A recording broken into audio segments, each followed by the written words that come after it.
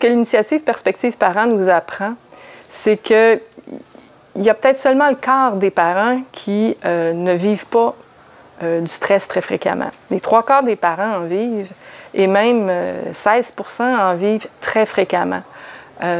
Donc, le stress est une part importante de l'expérience parentale.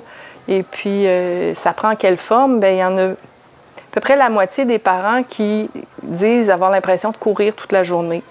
Autant qui disent qu'ils n'ont pas de temps libre pour eux, qui manquent de temps avec leurs enfants. Donc, c'est la forme que prend le stress, c'est un peu ça. Puis quand on regarde qu'est-ce qui peut expliquer le stress, on se rend compte bien, que ça peut être vécu pas mal par n'importe quel parent. C'est peut-être un petit peu plus fréquent chez les femmes, mais pas beaucoup. C'est un petit peu plus fréquent chez les parents qui sont nés au Canada, mais pas beaucoup.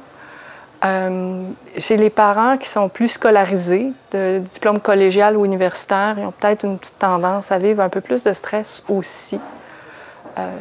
Et on voit que le stress est associé pour les travailleurs avec le fait de ne pas avoir accès à des mesures de conciliation famille-travail, ce qui fait écho un peu à l'idée d'avoir l'impression de courir toute la journée, de ne pas avoir assez de temps, donc d'avoir cette difficulté à concilier les différents rôles. Quand on essaie de comprendre le stress des parents, on peut regarder d'où ça vient, des pressions qu'ils peuvent vivre, des pressions sociales qu'ils peuvent vivre, mais aussi la pression qu'ils peuvent s'imposer eux-mêmes. Puis une chose qui est intéressante que l'initiative Perspective Parents met en lumière, c'est qu'il y a à peu près 20 % des parents qui disent se mettre beaucoup de pression au cours de la période qui a été analysée au cours d'une période d'1 an.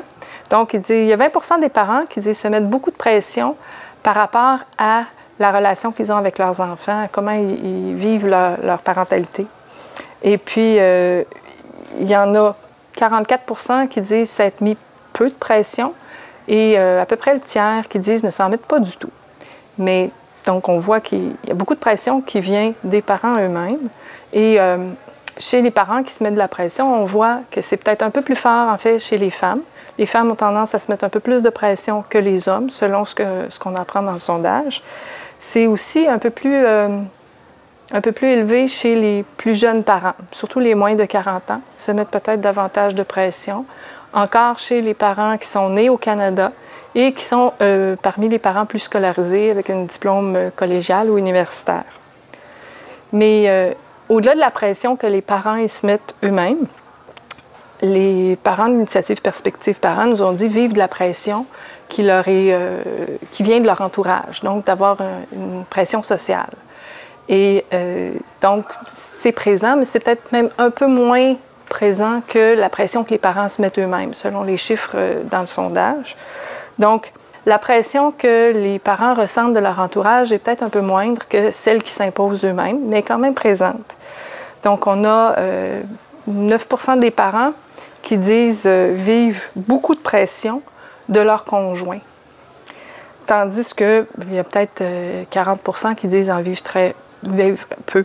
Mais quand même, 9 % des parents qui ressentent de la pression de leur conjoint ou de leur conjointe. Donc, c'est quand même assez présent. Lorsqu'on se tourne vers les autres membres de la famille, soit du parent ou de leur conjoint ou conjointe, il y a un petit pourcentage, à peu près 5 % qui disent ressentir beaucoup de pression des membres de la famille. Donc, ce n'est pas très nombreux, mais certains ressentent une pression de cette source-là aussi. Et 66 % des parents qui disent ne pas ressentir du tout de pression de la part de leur famille ou de la famille de leur conjoint et conjointe. Quand on regarde les autres sources de pression que peuvent vivre les parents, celles qui viennent des professionnels, des intervenants, éducateurs, éducatrices qui vont côtoyer ou même des médias, il y a un petit pourcentage, il y a moins de 3 % des parents qui disent ressentir beaucoup de pression de ces sources-là.